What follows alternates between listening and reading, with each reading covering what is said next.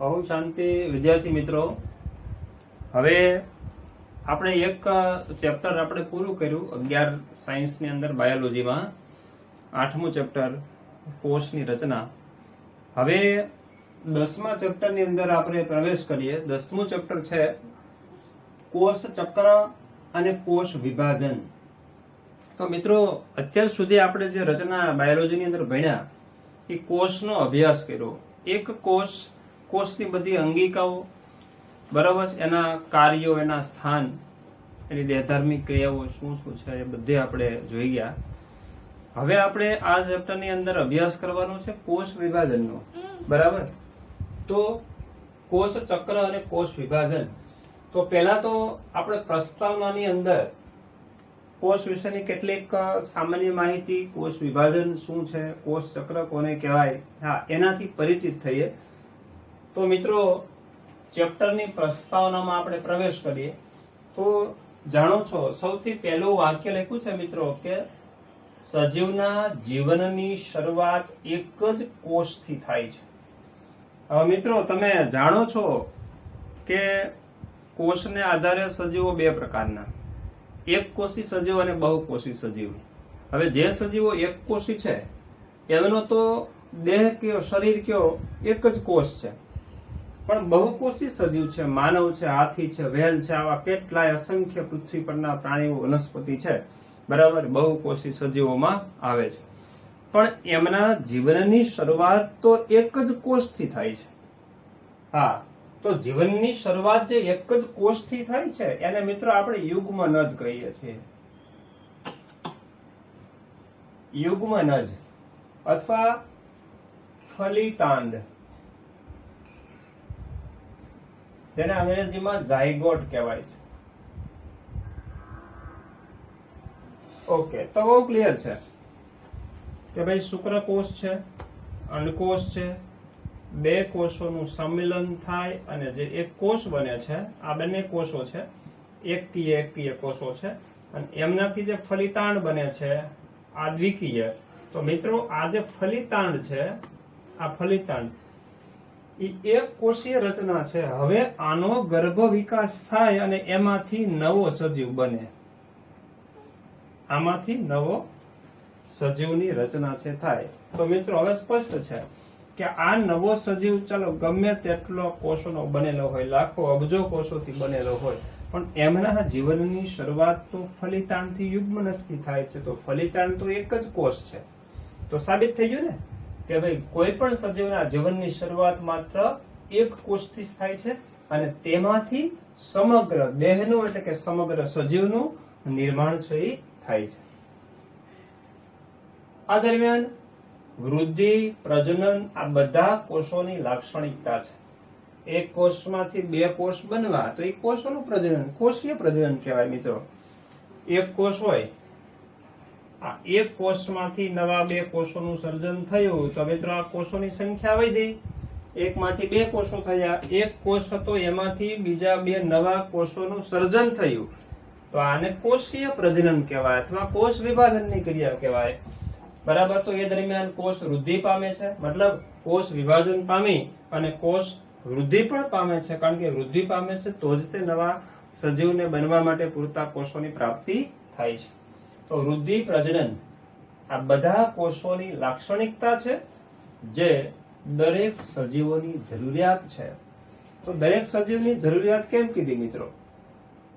કારણ કે વૃદ્ધિ અને પ્રજનનની ક્રિયા નહીં થાય ત્યાં સુધી કોષો જથ્થામાં નહીં વધે, અને જથ્થામાં કોષો નહીં વધે, બરાબર છે, તો નવા સજીવનું અસ્તિત્વ હોઈ શકે નહીં. તો નવા સજીવ બનવા માટેની જરૂરિયાત છે બધા કોષોમાં વૃદ્ધિ અને પ્રજનનની ક્રિયા થવી. અચ્છા, માતૃકોષ વિભાજન પામી અને બે બાળકોષોનું નિર્માણ કરે છે. અહીંયા માતૃકોષ, મિત્રો, જે કોષનું વિભાજન થાય છે એને આપણે માતૃકોષ કહીશું. માનો કે અહીંયા આ કોષ છે, આ કોષનું વિભાજન થઈને આ બે નવા કોષોનું સર્જન થયું, તો જે કોષ વિભાજન પામે છે એ માતૃકોષ, અથવા એને પિતૃકોષ પણ તમે કહી શકો, બરાબર. પછી વિભાજનની ક્રિયા થાય. વિભાજનની ક્રિયા થાય એટલે જોઈ શકો છો કે આ એક કોષમાંથી નવા બે કોષોનું સર્જન થયું. તો એ બે જે નવા કોષોનું સર્જન થયું અને આપણે કહીશું બાળ કોષો. તો આ બંને જે નવા કોષો છે એને કહીશું બાળ કોષો. તો માતૃકોષનું વિભાજન થાય અને બે બાળ કોષોનું સર્જન થાય, નિર્માણ થાય. અચ્છા, નવા કોષો આપમેળે વૃદ્ધિ પામે અને વિભાજન પામે છે. આ નવા કોષો ઉત્પન્ન થાય. હવે માની લો કે આ બે નવા બાળકોષો ઉત્પન્ન થયા. હા, તો એ કોષો હવે વૃદ્ધિ પામવા લાગશે. મતલબ એ કદમાં છે. માનો કે આ કોષ છે ઉત્પન્ન થયો, જયારે આ કોષના વિભાજન થયા, બે નવા કોષો બન્યા, ઉત્પન્ન થયા ત્યારે નાના હશે, નાના કદના હશે, એનો વ્યાસ છે ઓછો હશે. પણ ધીમે ધીમે હવે એમાં કોષરસ પટલની વૃદ્ધિ થાય, કોષરસની વૃદ્ધિ થાય, ડીએનએ ની વૃદ્ધિ થાય, બધી અંગિકાઓ છે એ બરાબર છે, સંખ્યા વધે, એટલે ઓલ ઓવર કોષ છે એ મોટા કદનો બને છે. અને કોષીય વૃદ્ધિ આપણે કહીએ છીએ. આ કોષ છે એ પણ કદમાં કેવો બને છે? વૃદ્ધિ પામીને મોટો બને છે. હા, તો સીધી વાત છે કે નવા કોષો આપણે વૃદ્ધિ પામે છે અને વિભાજન પામે છે. હા, વૃદ્ધિ પામીને મોટા બને. આ મોટા બને તો હવે આ કોષ છે એ ફરીથી પાછું વિભાજન પામે અને એમાંથી પાછા નવા બે કોષોનું સર્જન થાય છે. જોઈ શકો છો આ કોષ છે એનું પણ ફરીથી પાછું વિભાજન થાય અને પાછા નવા બે કોષોનું સર્જન થાય. આ મિત્રો સર્કલ છે ચાલ્યા કરે. બરાબર, કોષ પોતે વિભાજન પામે, નવા કોષો ઉત્પન્ન કરે, ઉત્પન્ન થયેલા જે કોષો હોય એ ફરીથી વૃદ્ધિ પામીને કદમાં મોટા બને, પરિપક્વ થાય એટલે ઈ કોષો ફરીથી પાછા વિભાજન પામે છે. અચ્છા, વિભાજનથી કોષોની સંખ્યા વધે. હા મિત્રો, જોઈ શકો છો આ વિભાજન, આ એક કોષ છે, એક કોષમાંથી આ એક વિભાજનની ક્રિયા થઈ ગઈ, આ એક વિભાજન થયું એટલે એકમાંથી બે કોષો બન્યા, આ બે કોષો ફરીથી મોટા બન્યા. હવે આ બે કોષના વિભાજનથી બે કોષો બન્યા, આ બીજા કોષથી વિભાજનથી બે કોષો બન્યા, એટલે કુલ કોષ 4 બની ગયા. તો બે વિભાજનને અંતે 4 બનશે. હાલો, હજી ત્રીજું વિભાજનથી વિચારી શકો છો, મનમાં વિચારી લો કે હવે ત્રીજું વિભાજન થશે તો 4 માંથી કેટલા કોષો થશે? મિત્રો, આ દરેક કોષો બે બે કોષોનું સર્જન કરશે તો દ્વિગુણન થાય એટલે કે બમણા થાય, એટલે 4 ગુણ્યા 2 એટલે 4 દુને 8 કોષો સર્જન થાય. 8 માંથી 16, 16 માંથી 32, 32 માંથી 64, આવી રીતે કોષોની સંખ્યા વધ્યા કરે, ડબલ ડબલ કોષો થયા કરે, એટલે આને દ્વિગુણન કહેવાય. બાયોલોજીમાં કોષો ડબલ થવાની ક્રિયાને દ્વિગુણન કહેવાય. દ્વિગુણન, દ્વિગુણન એટલે કોષો ડબલ થવા, બેના ગુણકમાં વધવા એમ. તો વિભાજનથી કોષોની સંખ્યા વધે, જેથી એક કોષ લાખો કોષ ધરાવતી સંરચના બનાવે. હવે આપણે તો ઉદાહરણ તરીકે લીધું, ભાઈ એક કોષનું વિભાજન થાય, બે કોષો 4, 8, 16, 32 આવી રીતે. બરાબર, એક સમય એવો આવશે લાખોની સંખ્યામાં કોષો બની જશે. હા, અને આ લાખો કોષો ધરાવતો જે સમૂહ સંરચના બને છે. તો હવે મિત્રો તમે જાણો છો કે કોઈ પણ સજીવ જયારે અસ્તિત્વમાં આવે, બને છે, તો એનો બંધારણીય પાયાનો એકમ કોષ છે. પણ કોષો ભેગા મળી શું બનાવે છે? પેશીનું નિર્માણ કરે. પેશીઓ છે જુદા જુદા શરીરના અંગો બનાવે, અંગથી અંગતંત્રની રચના થાય અને અંગતંત્ર ભેગા મળી અને એક આખા સજીવ દેહની રચના છે એ થાય છે. તો આ સજીવના જે જટિલતાનો ક્રમ કહેવાય. મિત્રો, અહીંયા નોંધ કરીએ કે પાયાનો એકમ કોષ છે. કોષો છે એની સંરચના ભેગા મળીને પેશી બનાવે. કોષોનો જથ્થો છે એ પેશીનું નિર્માણ કરે. પેશીઓ ભેગી મળી અને એક શરીરનું અંગ બનાવે. અંગો ભેગા મળી અને એક અંગતંત્ર બનાવે. દાખલા તરીકે પાચન તંત્ર, શ્વસન તંત્ર, રુધિરાભિસરણ તંત્ર. આ તંત્ર છે જુદા જુદા અંગોથી બને છે અને શરીરના આવા બધા જ અંગતંત્રો ભેગા મળી અને એક આખા સજીવ દેહની રચના કરે છે. દેહની રચના કરે છે.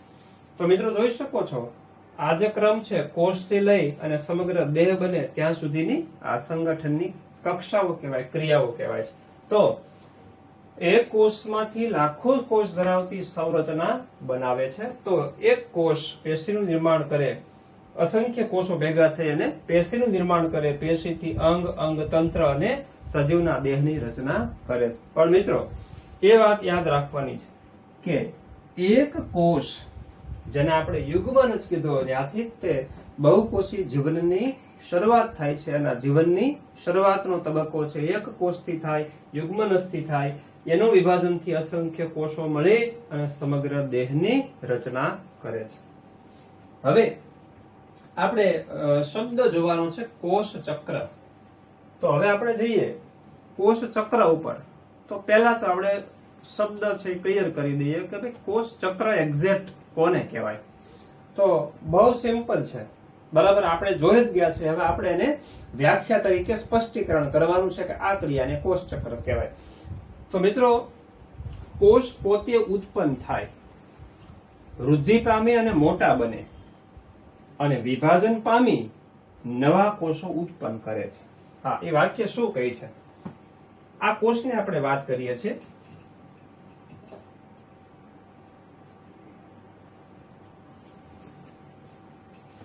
એક વ્યાખ્યાને, એક શબ્દને સમજીએ છીએ. એટલે હવે ફરીથી એક નવી આકૃતિની રચના કરીએ. કોષ પોતે ઉત્પન્ન થાય એટલે અહીંયા આ એક કોષને હું દોરું છું. આ એક કોષ છે. ચાલો, હવે આ કોષનું વિભાજન થાય છે એટલે એમાંથી બે કોષો બને છે. આ એક કોષનું વિભાજન થયું એટલે એમાંથી નવા બે કોષોનું સર્જન થયું, ઉત્પન્ન થાય. એટલે આ કોષો છે એ કદમાં છે, નાના હોય. કોષ પોતે ઉત્પન્ન થાય એટલે હવે હું આ કોષને લઈ લઉં, આ બે કોષો, આ કારણ કે તાજેતરમાં આ વિભાજન થઈ અને ઉત્પન્ન થયેલા છે. આ એક અને આ બીજો, આ બે કોષો ઉત્પન્ન થાય પછી વૃદ્ધિ પામી અને મોટા બને. સ્વાભાવિક છે કે આ કોષો જયારે વિભાજન પામીને ઉત્પન્ન થાય તો હવે એ કોષની વૃદ્ધિ થાય. એટલે કોષો છે એ વૃદ્ધિ પામીને મોટા કદના બને છે. આ બંને કોષને હવે વૃદ્ધિ પામીને મોટા દર્શાવી દઈએ આપણે. આ વૃદ્ધિ પામીને આ કોષો મોટા કદના બન્યા. હવે વિભાજન પામીને નવા કોષો ઉત્પન્ન કરે. હા, તો હવે આ કોષો છે મિત્રો પરિપક્વ થઈ ગયા, વિભાજન પામી ગયા, સોરી પરિપક્વ બની ગયા. તો હવે ઈ કોષો પણ વિડીયોમાં દેખાય છે નીચે.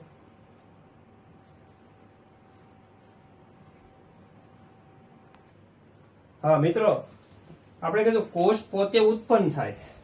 આ કોષમાંથી વિભાજન પામી અને આ બંને કોષો ઉત્પન્ન થયા, વૃદ્ધિ પામી અને મોટા બને છે. આ કોષો બે વૃદ્ધિ પામીને આ મોટા કદના બન્યા. પણ હવે આ કોષો બંને પરિપક્વ બની ગયા અને હવે ફરીથી વૃદ્ધિ પામશે. વૃદ્ધિ પામશે એટલે નવા કોષો ઉત્પન્ન કરે. એટલે હવે આ જે બે કોષો છે એ પોતે ફરીથી વૃદ્ધિ પામી, સોરી વિભાજન પામી અને નવા બે કોષો ઉત્પન્ન કરે છે. ફરીથી જો કોષ પોતે ઉત્પન્ન થાય, આ કોષનું વિભાજન થયું, આ કોષ ઉત્પન્ન થયો, વૃદ્ધિ પામીને મોટો બન્યો, મોટો બને છે. હવે એ વિભાજન પામી અને ફરીથી પાછા નવા કોષોનું સર્જન કરે છે. બરાબર, ઓકે. ક્યાં સુધીના સમયગાળાને કોષ ચક્ર કહેવાય? તો ત્યાં સુધીનો સમયગાળો એટલે હવે આકૃતિમાં મારે દર્શાવવું હોય કે આ કોષ ઉત્પન્ન થયો ત્યારથી તે આ બીજો કોષ ઉત્પન્ન થાય ત્યાં સુધીના આ સમયગાળાને કોષ ચક્ર કહેવામાં આવે છે. સેલ સાયકલ, કોષ ચક્ર.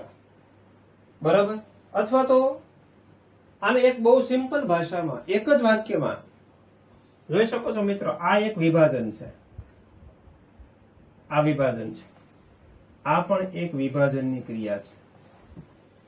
તો આ વિભાજનની ક્રિયાથી આ કોષ ઉત્પન્ન થાય, એ મોટો બને ફરીથી વિભાજન પામે તો બે વખત વિભાજન થાય એની વચ્ચેનો સમયગાળો.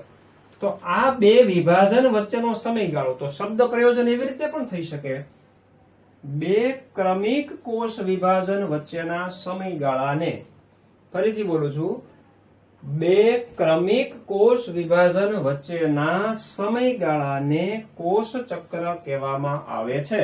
અથવા તો કોષ પોતે ઉત્પન્ન થાય, વૃદ્ધિ પામી મોટો બને, ફરીથી વિભાજન પામે, ત્યાં સુધીના સમયગાળાને પણ કોષ ચક્ર કહેવામાં આવે છે. ઓકે, ત્રીજી રીતે વ્યાખ્યા આપી હોય, ત્રીજી રીતે તો શબ્દ છે જરા સમજો. કોષ જનીન દ્રવ્યનું દ્વિગુણન. હવે મિત્રો, જનીન દ્રવ્યનું દ્વિગુણન એટલે તમને ખ્યાલ છે કે જનીન દ્રવ્ય જે ડીએનએ છે, બરાબર છે, એ ડીએનએ છે બમણું થાય. બમણું થાય એટલે એક ડીએનએ અણુ હોય, બરાબર છે, એમાંથી 2 ડીએનએ ના અણુ છે બને, એટલે ડીએનએ છે એ બમણું થાય. બરાબર છે. જનીન દ્રવ્યનું દ્વિગુણન થાય અને અન્ય ઘટકોનું સંશ્લેષણ થાય અને ત્યારબાદ 2 બાળકોષોમાં વિભાજન પામવાની ઘટના. અન્ય ઘટકો એટલે જાણો છો મિત્રો, કોષ રસ ને કોષીય દ્રવ્યો, કોષીય બધી અંગિકાઓ હોય, હા, એ બધી અંગિકાઓનું સંશ્લેષણ થાય, વૃદ્ધિ પામે અને કોષ છે મોટો બને છે. અને ત્યારબાદ 2 કોષોમાં વિભાજન પામવાની ઘટનાને પણ શું કહેવામાં આવે છે? કોષ ચક્ર કહેવામાં આવે છે. કોષ, ફરીથી જુઓ, કોષ જનીન દ્રવ્યનું દ્વિગુણન કરે, અન્ય ઘટકોનું સંશ્લેષણ કરે અને ત્યારબાદ 2 બાળકોષોમાં વિભાજન પામવાની ઘટનાને, બરાબર છે, કોષ ચક્ર તરીકે ઓળખવામાં આવે છે. આ દરમિયાન કોષમાં શ્રેણીબદ્ધ ફેરફારો થાય છે. હવે મિત્રો, આ શ્રેણીબદ્ધ ફેરફારો એટલે, બરાબર, જેમ કે આ વાક્યમાં લખ્યું છે, આ શ્રેણીબદ્ધ ફેરફારો થાય એટલે શું? સ્વાભાવિક છે, એમ જ ખ્યાલ આવી જાય કે ભાઈ ચાલો, આ કોષ વિભાજન થઈને આ કોષ જે બન્યો, હવે આ વૃદ્ધિ પામીને મોટો બને, તો વૃદ્ધિ પામીને મોટો બને તેમાં શું ફેરફાર થાય? તો સીધી વાત છે, કોષ રસ હોય એના કરતા વધે, કોષનું કદ છે એ વધે, એની અંગિકાઓ, દ્રવ્યો છે, ડીએનએ છે, જે કઈ કોષીય ઘટકો એ બધા વધે. બરાબર છે. આટલા ફેરફારો થાય. તો કે જેમ કે કોષની વૃદ્ધિ થાય, કોષ રસમાં વધારો થાય, ડીએનએ નું સંશ્લેષણ થાય, અને આ બધી ઘટનાઓ જનીનિક રીતે નિયંત્રિત હોય છે. હવે મિત્રો, શબ્દ અગત્યનો છે. જનીનિક રીતે નિયંત્રિત હોવું એટલે શું? કારણ કે કોષનું કદ છે, હાલો, કોષ છે ઉત્પન્ન થાય પછી એમાં વૃદ્ધિ થાય છે, વધારો થાય છે, પણ એની તે અમુક મર્યાદા છે ને. કોષની જે સાઈઝ છે, કદ છે, એના કરતા કોષ જાયન્ટ, રાક્ષસી કદનો કોષ નથી બની જતો. એની લિમિટેશન છે, જનીન દ્વારા નિયંત્રિત છે. ભાઈ કોષ છે, માનવનો કોષ, કે ભાઈ મોટો કોષ માનવનો આટલો હોય, પછી એનાથી કોષ વધે નહીં. હા, કુદરતી રીતે ચાલ્યા કરે આ ઘટના. દાખલા તરીકે આ કોષ કદમાં મોટો બને, હવે મોટો બને છે પણ મહાકાય બને એની પહેલા નવું વિભાજન થઈ જાય, એટલે પાછો નાનો કોષ બની જાય. હાલો, આ કોષ વૃદ્ધિ પામીને મોટા કદનો બને, બરાબર, અને એ અતિશય મોટા કદનો નથી બનતો, પણ એની મર્યાદા આવી જાય એટલે એ કોષ ફરીથી વિભાજન પામીને પાછા નવા કોષનું સર્જન કરે. તો આ બધી ક્રિયાઓ જનીનો દ્વારા નિયંત્રિત છે, નિયંત્રણની બહાર આ ક્રિયાઓ થતી નથી. બરાબર. હવે કોષ ચક્રમાં 1-2 ઉદાહરણ જોઈએ કે ભાઈ મનુષ્યના કોષો 24 કલાકમાં વિભાજન પામે. તો એનો મતલબ એવો કે ભાઈ માનવમાં 1 કોષ હોય, માનવમાં 1 કોષ, એમાંથી 2 કોષ બનતા 24 કલાક જેટલો સમય લાગે. તો માનવમાં કોષ ચક્રનો સમયગાળો કેટલો મિત્રો? તો કે 24 કલાક. પછી ઈસ્ટ નામની જે ફૂગ છે, એકકોષી ફૂગ ઈસ્ટ, એમાં આ સમયગાળો છે 90 મિનિટ. ઈસ્ટના એક કોષમાંથી 2 કોષોનું સર્જન થતા મિત્રો કેટલો સમય લાગે? તો કે 90 મિનિટ જેટલો સમય લાગે છે. બરાબર. તો આ કોષ ચક્રની વ્યાખ્યા જોઈએ આપણે. હવે મિત્રો, કોષ ચક્રના મુખ્યત્વે 2 તબક્કા. પહેલો તબક્કો છે આંતર અવસ્થા અને બીજો તબક્કો છે વિભાજન અવસ્થા. હવે આંતર અવસ્થા કોને કહીશું આપણે અને વિભાજન અવસ્થા કોને કહીશું? આંતર અવસ્થા વિશ્રામી અવસ્થા છે અને વિભાજન અવસ્થા છે એને એમ તબક્કો અથવા મિટોસિસ ફેઝ કહેવામાં આવે છે, અને વિશ્રામી અવસ્થા, આંતર અવસ્થા અથવા ઇન્ટરફેઝ તરીકે ઓળખવામાં આવે છે. હવે આંતર અવસ્થા એટલે શું અને વિભાજન અવસ્થા એટલે શું? તો મિત્રો, કોષનો જે જીવન ચક્ર છે, અસ્તિત્વ, કોષ જ્યાં સુધી અસ્તિત્વમાં રહે છે ત્યાં સુધીનો પોતાના લાઈફ સાયકલનો મોટા ભાગનો જે સમયગાળો છે એ આંતર અવસ્થામાં વિતાવે છે. એટલે લગભગ 95% કોષ પોતે જ્યાં સુધી અસ્તિત્વ ધરાવે એનો જે આયુષ્ય છે એમાંથી મોટા ભાગનો સમયગાળો આંતર અવસ્થામાં વિતાવે છે અને ખૂબ જ ઓછો સમયગાળો છે એ વિભાજન અવસ્થામાં વિતાવે છે. તો મિત્રો પહેલા તો આનો અર્થ શું, આંતર અવસ્થા અને વિશ્રામી અવસ્થા, વિભાજન અવસ્થા. તો જોઈએ.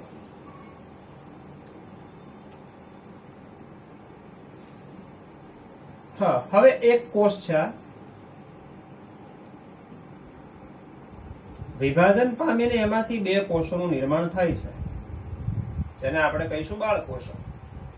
આ વિભાજન પામતો કોષ છે માતૃકોષ છે, નવા બે ઉત્પન્ન થતા કોષો બાળકોષો. હવે આ કોષ ઉત્પન્ન થાય નવો એટલે સીધો જ પેલા આંતર અવસ્થામાં પ્રવેશ કરે. આંતર અવસ્થાની અંદર, હવે આંતર અવસ્થાની અંદર પ્રવેશ કરે એટલે પોતાના લાઈફનો 95% જેટલો સમય આંતર અવસ્થામાં ગાળે અને ત્યારબાદ એનું વિભાજન થાય. હવે આંતર અવસ્થામાં શું થાય અને વિભાજન અવસ્થામાં શું થાય? તો આંતર અવસ્થામાં શું થાય? દાખલા તરીકે આ કોષ છે, હવે ધીમે ધીમે એ કદમાં મોટો બનશે, કદમાં મોટો બનશે. આકૃતિમાં જોઈ શકો છો, આ કદમાં મોટો બન્યો. હવે કદમાં કોષને મોટો બનવા માટે જે કાંઈ તૈયારી કરવી પડે છે, હવે હું ટૂંકમાં કેટલાક મુદ્દા બોલું છું કે ભાઈ આ કોષરસ પટલ છે, કોષ નાનો હોય તો એનું પરિઘ વિસ્તાર નાનો હોય, કોષરસ પટલની વૃદ્ધિ થાય, કોષ કેન્દ્ર મોટું બને, કોષની અંગિકાઓની સંખ્યા વધે, કોષ રસની સંખ્યા વધે, ડીએનએ વધે, આરએનએ વધે, પ્રોટીન જે કાંઈ કોષીય ઘટકો હોય એ બધા વૃદ્ધિ પામી અને કોષ પરિપક્વ અવસ્થાએ પહોંચે. પરિપક્વ અવસ્થાએ પહોંચે એટલે હવે કોષનું વિભાજન થાય. પણ અહીંયા સુધીનો જે શરૂઆતનો સમયગાળો પોતે ઉત્પન્ન થયો ત્યાંથી લઈ અને વિભાજન માટે પરિપક્વ બને છે ત્યાં સુધીનો સમયગાળો છે એને કહેવાય મિત્રો આંતર અવસ્થા. એને કહેવાય આંતર અવસ્થા. હવે આ પરિપક્વ બની ગયો એટલે હવે કોષનું વિભાજન થઈ જશે એટલે એક કોષમાંથી આ બે કોષો બની જશે. પણ એ તો માત્ર બહુ ઓછો સમય, બહુ ઓછો સમય. એટલે આ સમયગાળો છે એ ખૂબ જ ઓછો છે જેને આપણે વિભાજનનો સમયગાળો કહીએ છીએ. બરાબર છે? તો આંતર અવસ્થા કોષનો માત્ર મોટા ભાગનો સમય એટલે 95% સમય જેટલો અને અંદાજિત વિભાજનનો સમયગાળો 5% છે. એટલે માની લો કે 24 કલાકનો સમયગાળો છે મિત્રો. માનવના એક કોષનો સમયગાળો, કોષ ચક્ર 24 કલાક છે. એટલે હું એમ સાદી ભાષામાં તમને સમજાવું કે ભાઈ માનવના કોષનું આયુષ્ય સમજો 24 કલાક છે. તો 24 કલાક આ કોષ ઉત્પન્ન થાય પછી 23 કલાક તો આ પ્રક્રિયા થાય. સમજી લો ફોર એક્ઝામ્પલ કે 23 કલાક સુધી કોષ મોટો બને, પરિપક્વ થાય, તૈયારી થાય અને 1 કલાકમાં વિભાજન પામીને એકમાંથી બે બની જાય. તો મોટા ભાગનો સમય શેમાં વિતાવ્યો એને? આંતર અવસ્થામાં. અને ઓછો સમય શેમાં વિતાવ્યો? તો કે વિભાજનની અંદર. તો હવે મિત્રો આપણે એ જોવાનું છે, તમને આઈડિયા આવી ગયો કે ભાઈ આંતર અવસ્થામાં શું થાય અને વિભાજનમાં શું થાય. આંતર અવસ્થામાં કોષની પરિપક્વતા બનવા માટેની બધી તૈયારીઓ થાય અને વિભાજનની અંદર એકમાંથી બે કોષોનું નિર્માણ થાય. ઓકે, આટલું. હવે આપણે જોઈએ આંતર અવસ્થા. તો આંતર અવસ્થા છે એના પેટા 3 તબક્કા છે, G1, S, G2. હવે G1 એને ગેપ 1 ફેઝ કહેવામાં આવે છે. G1 નો મતલબ ગેપ 1 ફેઝ. S એટલે સિન્થેસિસ ફેઝ. સિન્થેસિસ માના સંશ્લેષણ, એટલે આને સંશ્લેષણ અવસ્થા, સંશ્લેષણનો તબક્કો કહેવાય બીજો. અને G2 ફેઝ ગેપ 2 ફેઝ, જેને G2 ફેઝ કહેવામાં આવે છે. હવે G1 અવસ્થા, S અવસ્થા અને G2 અવસ્થા આ 3 પેટા તબક્કા છે. કોના? આંતર અવસ્થામાં. આ ત્રણેયની અંદર અલગ અલગ ક્રિયાઓ થાય છે. બરાબર છે? ઓકે. અને ત્યારબાદ કઈ અવસ્થા આવે છે? વિભાજન અવસ્થા. એમ તબક્કો મિટોસિસ ફેઝ. મિટોસિસ વિભાજન થાય એટલે કોષ એક હોય ને એકમાંથી બે બની જાય. પણ એકમાંથી બે કોષ બનવા માટે મિત્રો બે ક્રિયા થાય. હવે જાણો છો આ એક કોષ છે, આપણે અમીબા જેવા પ્રાણીઓની અંદર જે વિભાજનની ક્રિયા થાય છે તમે જાણતા હશો, બરાબર. આ એક કોષ છે, તો આ એક કોષમાંથી સર્વપ્રથમ પહેલા તો આવી રીતે એક કોષ કેન્દ્ર હોય, કોષ કેન્દ્રનું વિભાજન થાય, બરાબર. અને આ કોષ કેન્દ્ર છે એ બે બની જાય છે, જોઈ શકો છો. આ કોષ કેન્દ્ર વિભાજન થઈ ગયું, જેને કેરિયોકાઇનેસિસ કહેવાય છે. કેરિયોકાઇનેસિસ. એક કોષ કેન્દ્ર હતું, કોષ કેન્દ્રના વિભાજનની શરૂઆત થઈ ગઈ. જોઈ શકો છો કોષ કેન્દ્ર છે એ વિભાજન થઈ રહ્યું છે, અહીંયા વિભાજન થઈ ગયું છે. હવે બીજો તબક્કો છે કોષ રસનું વિભાજન. પણ અહીંયા કોષ રસનું વિભાજન ઓલરેડી મિત્રો જુઓ તો સ્ટાર્ટ થઈ ગયું છે. હવે હું એને એક જ તબક્કાની અંદર વિભાજનને પૂર્ણ કરી દઉં એટલે અહીંયા કોષ કેન્દ્રનું વિભાજન એ પૂર્ણ અને કોષ રસનું વિભાજન પણ પૂર્ણ. એટલે એ કોષમાંથી બે કોષો બની જાય. તો અહીંથી આ સુધીનો તબક્કો છે વિભાજન અવસ્થા કહેવાય, ખૂબ જ ઓછો હોય એમ તબક્કો અથવા એને મિટોસિસ કહેવામાં આવે છે. તો પહેલા થાય કોષ કેન્દ્રનું વિભાજન અને પછી થશે કોષ રસનું વિભાજન. કોષ રસનું વિભાજન થાય, બરાબર, એટલે સંપૂર્ણ એકમાંથી બે કોષ છે એ અસ્તિત્વમાં આવે છે. હા, આપણે અભ્યાસની સરળતા ખાતર કોષ કેન્દ્ર વિભાજન અને કોષરસ વિભાજન આ બધી અવસ્થાઓ છે મિત્રો. બાયોલોજીની અંદર વૈજ્ઞાનિકોએ એક કોષના સરળ અભ્યાસ માટેના બધા તબક્કાઓ અલગ અલગ કરેલા હોય છે. વાસ્તવિક આ બધી પ્રક્રિયા સળંગ થતી હોય છે, જોઈન્ટ પ્રક્રિયા છે, બરાબર. પણ સરળતા ખાતર અભ્યાસ માટે જુદા જુદા તબક્કા, બાકી વાસ્તવિક રીતે કોષ કેન્દ્ર વિભાજન ને કોષરસ વિભાજનની ક્રિયા છે એ સાથે થતી ક્રિયાઓ છે. ઓકે મિત્રો, તો હવે બસ પ્રસ્તાવનામાં અને કોષ ચક્ર વિશે આપણે આટલું જોયું.